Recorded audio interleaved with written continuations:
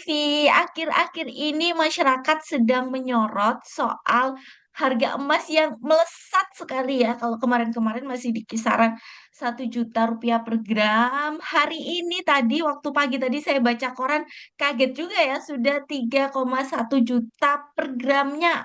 Wah, harga emas sudah melesat banget. Kemudian juga kemarin masyarakat resah juga karena dolar sudah hampir 17.000 rupiah satu US-nya. Nah, sebenarnya fenomena apa sih yang terjadi dan apakah hal-hal ini akan berdampak ke masyarakat? Nah, Zoomcaster hari ini membahasnya langsung bersama pengamat ekonomi dari Fakultas Ekonomi dan Bisnis, ada Profesor Setio Triwahyudi yang sudah hadir. Terima kasih, Prof, sudah menyempatkan waktunya untuk Kompas TV. Ya, terima kasih Mbak Hilda dan juga para Sehat, pemirsa. Prof. Sehat, Prof, Alhamdulillah kabarnya? sehat. Alhamdulillah Alhamdulillah. sehat hari ini. Alhamdulillah sehat. Prof, tadi pagi waktu saya baca koran kan di beberapa daerah sudah 3,1 juta rupiah per gram. Tapi sebenarnya di Malang itu 2 hari lalu itu sudah 3,2 juta, Prof. Itu 2 hari lalu. Ya, Eh, apa sebenarnya, Prof, fenomena yang eh, melatar belakangi ini dan apa apa kemudian dampaknya ke masyarakat nanti, Prof? Selaku pengamat bisa dijabarkan nih, Prof, analisisnya, Prof.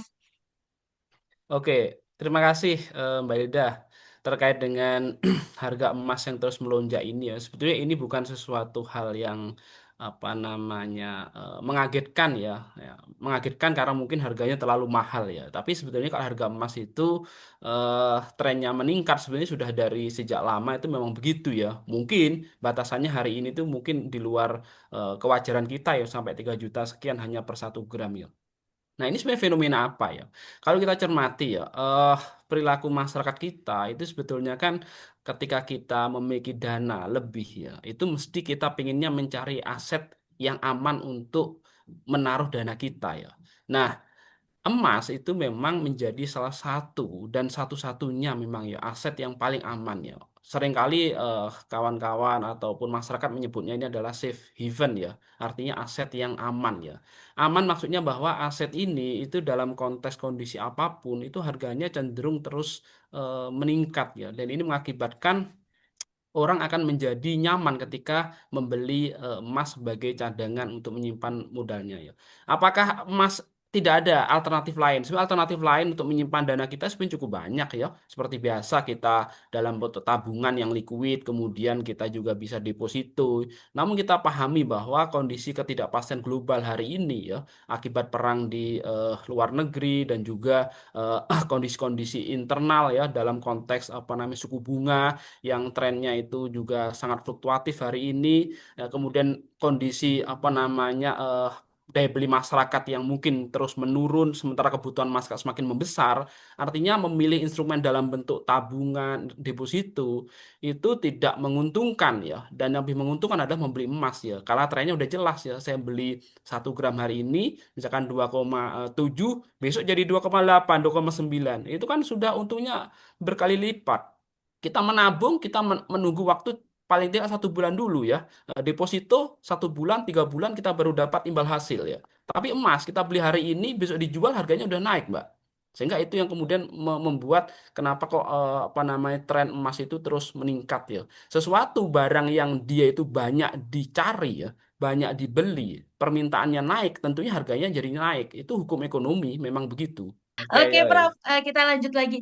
Prof, tapi sebenarnya yang tepat itu pola pikir apa nih yang harus diterapkan masyarakat itu ketika kemudian melihat harga emas begitu tinggi, baiknya ya sudah kita beli di waktu yang tepat nih. Nanti karena pasti akan semakin naik atau pola pikir membeli emas ini ya sebagai investasi, jangan juga apa ya istilahnya jangan menerapkan membeli ketika harga sedang tinggi dan berpikiran bahwa kita akan segera menjualnya. Pola pikir yang tepat itu yang seperti apa sih, Prof? Oke, perlu dipahami ya bahwa sebetulnya membeli emas itu kan sesuatu yang memang dibutuhkan. Namun kita tahu ya, kalau pendapatan kita itu memang mencukupi ya, selisih dari pendapatan itu bisa digunakan untuk disimpan ya, maka orang tentunya akan memilih instrumen yang paling aman dan menguntungkan ya. Tapi masalahnya kan tidak semua masyarakat kita itu memiliki pendapatan yang relatif tinggi ya, bahkan cenderung apa namanya tetap bahkan menurun ya akibat daya beli masyarakat semakin turun. Artinya gini, ketika pendapatan kita itu hanya mencukupi untuk kebutuhan sehari-hari, sepertinya untuk membeli apa namanya emas yang terus meningkat, kok sepertinya itu masih bukan menjadi prioritas ya. Tapi kalau masyarakat bertanya, ketika saya punya uang berapapun yang paling menguntungkan, memberikan imbal hasil paling besar saat ini apa? Ya tentunya jawabannya adalah aset yang paling aman, yakni emas ini. Artinya bahwa beli emas itu kan sekarang kan tidak perlu ya. Kita harus beli nunggu 2 gram, 3 gram ya. Kita beli separuhnya, seperempatnya juga bisa kan. Artinya dengan uang berapapun kita itu sebetulnya bisa menyimpan dana kita itu di instrumen yang lebih aman saat ini. Dalam hal ini adalah emas itu tadi, Mbak. Iya, kemarin pun terjadi di salah satu pegadaian di Jawa Timur, sehari 100 gram emas sampai terjual, Prof. Jadi kan masyarakat sepertinya ketika tahu hari ini segini, besok udah segini, kayak berlomba-lomba membeli ya, Prof ya. Oke, jadi Iya. hal-hal itu juga perlu dipahami. Nah, Prof, kalau dampaknya bisa nggak sih, Prof, mahalnya harga emas ini berdampak ke hal-hal lain gitu? Kalau sebagai orang awam mungkin takutnya, duh, harga emas sudah mahal nih, nanti jangan-jangan diikuti oleh kebutuhan lain. Jangan-jangan nanti jadinya daya beli masyarakat ke hal-hal lainnya menurun karena terlalu fokus kepada investasi emas. Gimana sih, Prof? Sebenarnya, Prof? Nah, sebenarnya perlu dipahami ya bahwa kalau semua masyarakat kemudian ketika kita punya uang lebih kemudian dibelikan, dibelanjakan dalam bentuk emas, maka sebetulnya dampak negatifnya apa? Negatifnya adalah sektor real jadinya tidak bergerak, Mbak. Ya. Kenapa? Karena semua orang ketika punya duit, dia malas untuk berkonsumsi dalam bentuk barang dan jasa non emas ya. Ya kan? Nah, sementara ketika kita membeli emas, maka sebenarnya kan tidak ada apa namanya perputaran barang dan jasa. UMKM jadinya seret ya karena produk yang mereka jual setiap hari ternyata peminatnya makin makin apa namanya menurun ya. Orang menahan untuk membeli makanan minuman hanya untuk mendapatkan imbal hasil yang lebih menguntungkan. Wah, daripada saya beli makanan minuman, saya lebih aman membeli emas saja. Nah, saya pikir kalau semua orang berpikirnya seperti itu, ya maka tentunya sektor real itu akan terdampak ya. Tapi saya meyakini ya masyarakat kita itu cerdas ya. Mereka tahu ya mana sebetulnya yang harus segera dibeli, mana yang harus disimpan. Sepertinya mereka juga sudah memahami apa namanya konteks itu. Gitu. Oke, jadi memang masyarakat juga harus memahami jangan juga hal-hal ini bisa berdampak pada sektor lain ya, Prof ya. UMKM nanti akhirnya terdampak. Udah deh nggak jajan dulu karena kita pilih investasi emas aja nih. Nah, kalau lihat fenomena yang terus naik-naik dari awal Januari masih 1,5 sekian, Prof. Terus sekarang akhir Januari sudah 3,2 juta rupiah per gram. Mungkin nggak sih, Prof, harga ini tuh akan terus naik, naik, naik, naik gitu, Prof? Kalau mengacu kepada tren dalam beberapa minggu, beberapa hari terakhir ya, sepertinya apa namanya harga emas itu akan terus bergerak naik ya. Bisa melampaui lebih dari 3 juta ke atas ya, yang sekarang bertahan cukup lama ternyata ya di 3,1 juta ini. Kalau melihat tren kondisi seperti sekarang ini misalkan ya, ketidakpastian global, kemudian kemarin yang terakhir itu adalah apa namanya pemilihan gubernur bank sentral kita ya yang kemudian itu juga sudah dirasakan dampaknya pada IHSG dan juga inflasi suku bunga. Sepertinya masyarakat itu akan terus ya berpikir menyimpan uang dalam bentuk emas itu lebih menguntungkan daripada saya ke perbankan di mana suku bunga sekarang itu juga juga tidak apa namanya memberikan imbal hasil yang baik, belum lagi inflasinya itu cenderung bergerak juga. Artinya suku bunga itu kan sekarang berkejaran ya dengan inflasi ya. Saya punya duit, kalau saya masukkan ke bank dapat suku bunga 5%, keluar dari bank ternyata inflasinya 6%. Kan sama aja uang saya jadi tergerus itu. Nah, dalam konteks ini masyarakat kita itu sekarang sudah mulai pintar ya bagaimana sebetulnya mengamankan aset-aset mereka dalam konteks nilainya itu harus lebih baik ketika dia membeli sebelumnya itu. Dan emas masih menjadi menjadi apa namanya primadona sekarang ini. Artinya bahwa tren ini terus akan terus ini dalam beberapa hari ke depannya. Sementara ya apa namanya daya beli masyarakat yang terus menurun ini itu justru semakin apa menguatkan ya. Kalau kebutuhan semakin meningkat ya sementara pendapatan tidak bertambah, maka tabungan-tabungan kecil yang ada di rumah itu mesti akan dialihkan ke instrumen yang lebih aman. Dalam bentuk apa? Ya emas ya. Ketika kita beli emas, maka keinginan kita untuk membeli karena tidak memiliki aset likuid lainnya itu semakin berkurang kan. Jadi sebetulnya upaya untuk mengerem apa pola konsumtif kita ketika pendapatan kita sebetulnya juga tidak meningkat, inflasinya naik, maka salah satu cara untuk mengamankan adalah ya apa namanya membeli emas ya. Kalau kita nabung, duit ditabung pagi, keluar dari bank sudah diambil lagi, ya kan? Iya. Artinya apa? Itu hanya sementara, nggak ada bedanya dengan naruh duit di dalam dompet gitu ya. Tapi kalau emas kan tidak bisa. Kita beli emas hari ini nggak mungkin kita segera mencairkan siang hari atau sore. Kita akan berpikir lagi. Kalaupun bisa, itu sudah menguntungkan loh. Beli pagi dijual sore, jual besok sudah menguntungkan. Tapi kalau kita menabung, nggak ada untungnya sama sekali dalam kondisi sekarang, Mbak. Iya betul sekali nih Prof. Jadi masyarakat juga saya sepakat dengan Prof. Setio tadi bahwa masyarakat sendiri sekarang sedang disuguhi oleh informasi-informasi yang bikin lumayan resah ya, IHSG anjlok, Iya, terus juga harga emas melesat, kemudian juga dolar sampai 17.000 kemarin di tengah ekonomi sulit. Pendapatannya, salary-nya tetap tidak bertambah tetap. begitu. Jadi Iya. bagaimana caranya kemudian memutar otak ini agar ada investasi yang menguntungkan. Nah, sebenarnya selain emas, kalau sebagai pengamat, investasi apa lagi sih, Dok, yang bisa dimanfaatkan masyarakat yang mungkin bisa menjadi pegangan ketika ekonomi sulit saat ini, Dok, Prof? Jadi sebetulnya investasi pilihannya itu kan banyak itu. Mau investasi aset yang bergerak atau aset tetap, kan gitu ya. Nah, mau investasi yang apa namanya liquid atau investasi yang apa namanya tidak liquid. Artinya perputarannya cepat nggak? Kalau saya belanja pagi, kemudian siang saya jual, mudah terjual nggak? Artinya bahwa pilihan-pilihan itu tersedia cukup banyak. Dan tentunya ini kembali ke prioritas, ke preferensi dari masyarakat ya. Kalau saya punya duit misalkan ya, pilihan saya misalkan, oh ini harga emas terus naik gitu ya. Apakah saya akan selalu membeli emas? Belum tentu ya.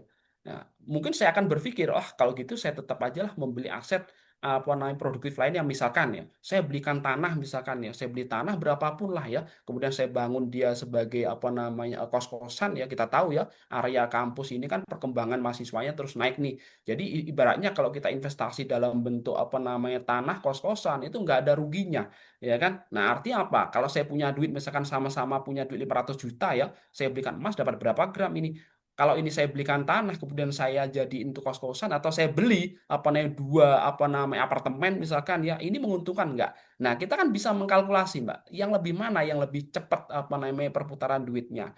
Nah, itu. Kemudian kalau misalkan, wah tapi kalau uangnya tidak sebesar itu, kalau uangnya cuma apa namanya 300.000, 500.000, 1 juta misalkan, tapi kita ingin dapat keuntungan dari uang ini. Nah, berarti ya kita bermainnya di apa namanya sektor-sektor yang memang apa tidak mengandalkan jumlah pendanaan besar untuk investasi itu. Misalkan, nah sekarang yang lagi tren itu kan sebetulnya kan usaha-usaha apa namanya kafe kecil-kecilan itu ya. Nah kan, kafe kecil-kecilan itu kita jangan meremehkan loh ya, itu omsetnya luar biasa. Padahal apa namanya modal yang dikeluarkan sebetulnya juga tidak sebesar kalau kita investasi di sektor apa namanya kos-kosan kan yang sekarang mungkin bisa harga bisa miliaran ya. Tapi kalau kita buka buka kafe, buka gerai misalkan ya. Sekarang yang lagi tren itu kan apa namanya kafe keliling itu ya, pakai kendaraan Ya, sepeda iya kemudian betul. it- Kopi keliling Starling tapi versi nah. lebih lebih estetik lah ya kalau di foto Nah, lebih estetik. kelihatan Coba kalau gelasnya kita estetik. cermati, Mbak, lihat itu perkembangannya sekarang kan menjamur itu. Hampir di setiap depan kos-kosan, depan sekolahan, depan SMA atau apapun, mesti ada setidaknya 5 atau 6 penjual di situ. Dan setiap hari makin banyak. Artinya apa? Dengan harga yang murah ya, tapi perputaran duitnya cepat banget itu. Dan kita tahu bahwa jualan yang paling menguntungkan di era sekarang itu adalah bukan jualan makanan, tapi jualan minuman. Ya kan? Kalau jualan makanan itu bisa basi, ya tidak terjual ongkos apa biayanya mahal, tapi kalau jualan minuman, minuman itu kan nggak ada basinya, Pak. Ya kita bawa air minum pagi nggak laku hari ini dijual besok kan air minumnya tetap, masa air minumnya langsung Iya basi betul. kan ini tidak Iya, ya. bisa dimasukin kulkas Ditambahin juga ya, iya Prof ya. dimasukin kulkas, ditambah sedikit apa namanya teh, ditambah sedikit kopi, harganya bisa bisa apa puluhan ribu itu, padahal air mineral itu kan murah banget harganya. Nah, artinya bahwa usaha apapun yang bisa apa menggerakkan apa perputaran duit itu sebenarnya contohnya banyak banget ya. Mulai yang paling kecil tadi jualan air minum ya, dijual di depannya sekolah ya, dijual di depannya kampus ya. Kemudian lebih mahal lagi kita berpikir ke aset-aset yang lebih produktif, misalkan beli tanah buat kos-kosan, buat ruko, buat apapun itu. Atau kalau malas ngapa-ngapain ya sudah beli emas aja. Ya kan? Kan gitu ya, nggak mikir kalau beli emas itu. Ya, beli sudah diam aja. Oh, harganya naik nanti sore, jual aja kalau butuh duit, dapat keuntungan. Nah, artinya bahwa instrumen itu banyak sekali, Mbak. Kita tinggal memilih saja mana yang cocok bagi kita ya. Oke, menarik sekali ya. Jadi kenapa ini menjamur juga jangan diremehkan karena betul sekali Prof, di mana-mana, nggak cuma di area kampus bahkan ya, beberapa di Ya. daerah ini kopi keliling ini sudah ada dan memang yang beli juga banyak, perputaran uangnya juga cepat.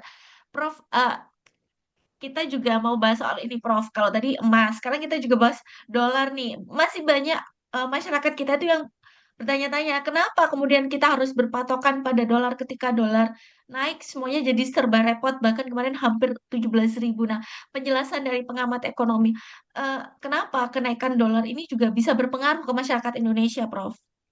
Oke, sekarang ketika kita bicara mengenai nilai tukar rupiah yang terus menurun ini, kenapa harus dengan dolar? Pertanyaan selalu begitu ya. Karena kita tahu Ya, bahwa mata uang paling kuat di dunia dan juga paling banyak digunakan dalam transaksi internasional adalah mata uang dolar. Sehingga mau tidak mau ya, tidak hanya kita, semua negara-negara itu tentunya akan menjadikan dolar sebagai patokan utama. Itu yang pertama. Sehingga kita memang tidak bisa. Apakah kita bisa menghindari penggunaan dolar? Bisa. Dan beberapa negara-negara sekarang kan juga sudah mulai menerapkan itu, ya. Ya, artinya apa? Jika Indonesia membeli barang dari apa namanya Tiongkok, ya Tiongkok menjual barang ke Indonesia dan sebaliknya. Kita sekarang sudah tidak mengkonvert sebetulnya ke harga apa namanya mata uang dolar. Kita langsung menggunakan mata uang antar negara yang sedang melakukan transaksi itu. Artinya sebetulnya penggunaan denominasi dolar dalam konteks perdagangan internasional hari ini sebenarnya sudah bergeser ya dari era-era sebelum adanya apa namanya kelompok-kelompok apa namanya keanggotaan seperti yang sekarang berkembang namanya BRICS ya. Dulu ya apa namanya semua transaksi harus didenominasikan dolar dulu kemudian barang kita hitung biayanya. Sekarang tidak ya melalui BRIC ya ini adalah kumpulan beberapa negara yang mencoba apa mengurangi penggunaan denominasi dolar dalam transaksi internasional itu sekarang sudah menjadikan alternatif yang lain ya. Itu yang kedua. Yang ketiga, kenapa kok apa namanya dengan pelemahan mata uang kita ya dengan dolar kemudian semua orang merasa kita sengsara ya. Sebetulnya kita sengsara itu kalau kita membeli barang-barang yang itu diimpor ya dari luar negeri, di mana proses impor itu dia melibatkan pertukaran mata uang kita dengan denominasi dolar, ya kan? Itu mesti kita akan terdampak, Mbak, gitu ya. Kenapa kok harga kendaraan bermotor di kita, misalkan mobil misalkan ya, nggak ada harga mobil kita di bawah 200 juta gitu ya. Padahal di negara-negara lain di India, di Jepang, harga 100 jutaan mobil baru itu banyak ya. Sekarang sudah ada lagi mobil baru yang dirilis itu produksi dari Eropa yang kemudian di sana dijualnya cuma 90 juta, 100 juta. Tapi ketika masuk Indonesia harganya bisa 200, 250 juta minimal. Kenapa bisa mahal? Ya karena itu tadi, ya kan? Mereka memproduksi pakai mata uang mereka, dijual ke kita bayar pakai mata uang mereka. Lah celakanya mata uang kita sedang melemah sehingga kita harus mengeluarkan lebih banyak rupiah untuk bisa membeli mata uang dengan apa namanya konversi itu. Nah, tapi sebetulnya kalau kita misalkan ya dengan kondisi mata uang yang terus melemah begini, Anda tidak berpikir untuk sekolah di luar negeri, Anda tidak berpikir untuk membeli barang-barang apa nah impor itu misalkan ya, maka sebetulnya ya menguntungkan ya nggak ada dampaknya sebetulnya, ya kan? Nah, orang selalu mengatakan ya mata uang melemah kita itu menguntungkan loh bagi apa namanya industri yang berorientasi ekspor ya karena harga bisa lebih murah di luar negeri. Ya, iya betul. Tapi kan realitanya, barang yang kita ekspor pun itu bahan bakunya juga banyak yang kita impor. Ya kan? Jadi kita mengimpor bahan baku dulu, kemudian hasilnya kita ekspor. ekspor. Lah ini kan akhirnya kan dua kali kena kena palu gada ini kan. Nah, Ya, artinya betul. barang kita juga tidak akan pernah kompetitif. Sehingga logika yang kita pakai, lo Cina lo bisa apa namanya menurunkan harga apa namanya barangnya bisa melemahkan mata uangnya sehingga dia bisa kompetitif. Iya, tapi dalam konteks Indonesia kita tidak bisa melakukan itu ya. Kenapa? Karena industri manufaktur di Cina itu sudah sangat maju ya. Mereka sudah skala ekonomisnya sudah sangat tinggi sekali sehingga harganya bisa murah banget di dalam negeri. Dijual di luar negeri, kemudian mata uang apa namanya renminbi itu sedang melemah misalkan, tambah murah lagi, Pak. Ya kan? Dan ini nggak terjadi dengan kita. Nah, sehingga dalam konteks ini sebetulnya apakah masyarakat benar-benar dirugikan dengan pelemahan mata uang? Ya tergantung aktivitasnya dulu, ya kan? Kalau aktivitasnya kita nggak kemana-mana, misalkan kita nggak konsumsi barang-barang apa nih produk impor, misalkan kita bercocok tanam dari apa namanya lahan belakang rumah kita, kemudian kita konsumsi, kita dapat pendapatan kerja dan sebagainya, kita nggak terdampak sebetulnya, ya kan? Ya, tapi masalahnya, apapun yang kita konsumsi hari ini, sebagian besar barang-barang kita itu juga produk impor. Mainan anak-anak saja juga impor, Mbak. Kan gitu ya. Jadi Iya. repot juga. Sehingga itulah kemudian menjadi permasalahan gitu loh.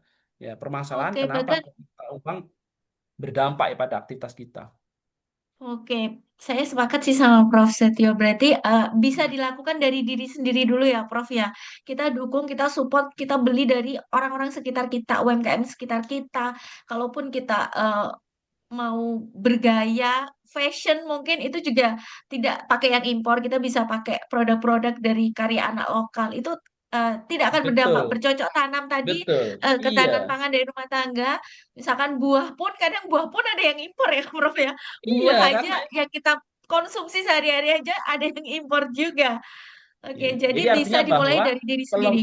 benar. Jadi pelemahan nilai tukar rupiah ini sebetulnya ini adalah momentum ya bagi kita untuk menggerakkan ekonomi lokal kita gitu loh. Ya kita jangan lagi lah sekarang apa namanya terlalu branded minded gitu ya. Oh ini kalau brandnya nggak keren kita nggak mau pakai itu. Nah ini sebetulnya introspeksi bagi kita ya. Kalau kita memang tidak bisa bersaing di dunia internasional karena produk kita itu masih harganya terlalu mahal dan sebagainya. Nah, maka sebetulnya ini adalah peluang bagi kita untuk menghidupkan ya pasar domestik kita gitu ya. Dengan penduduk hampir 300 juta ya, kita terbesar di Asia, apa di Asia Tenggara, nomor 3 atau 4 di dunia. Sebetulnya pasar kita itu udah sangat besar sekali ya. Kenapa kalau kita tidak menggerakkan pasar domestik kita ya? Kalau kita tidak bisa ekspor ya sudah kita hidupkanlah. Nah, untuk menghidupi pasar domestik dengan produk lokal saja kita sekarang itu masih belum loh ya. Ya kan? Sektor penerbangan misalkan ya kita masih belum apa namanya aktivitas apa namanya, penerbangan domestik kita itu kemudian sudah menjangkau semua daerah padahal itu hidup banget itu kalau kita bermain di situ nggak usah lah penerbangan jauh-jauh sampai ke luar negeri di dalam domestik saja itu kalau kita bisa tekan harganya lebih murah dari Papua ya pergi ke Jawa misalkan itu berapa juta itu biayanya masih mahal itu coba itu Betul. dibuat apa namanya lebih murah orang akan mobilitas dari Papua ke Jawa, Jawa ke Aceh itu akan tinggi banget. Itu kan menguntungkan itu. Tapi kita di domestik aja masih belum gitu. Nah, sehingga ini momentum sebetulnya ya. Ini Pelemahan mata momentum uang ini. rupiah itu adalah upaya kita untuk menggerakkan ekonomi domestik kita. Menarik sekali dan bagus sekali kalimat dari Prof. Setio bahwa pelemahan rupiah ini menjadi momentum bagi masyarakat untuk kita bersama-sama menggerakkan ekonomi lokal kita dari sekitar kita. Sudah tidak perlu terlalu branded lagi ya, karena Iya. ternyata hal-hal yang kita takutkan mungkin ya karena sikap kita sendiri untuk menyikapinya. Apakah kita mengkonsumsi barang luar negeri, barang impor, ataukah barang lokal sendiri. Terima kasih banyak insight-nya Prof. Setio. Hari ini menarik sekali. Terima kasih Mbak Banyak Ida. pandangan baru mulai tadi soal harga emas sampai bagaimana cara kita menyikapi pelemahan rupiah. Terima kasih banyak atas waktunya di Zoomcaster Kompas TV. Sehat selalu, Prof.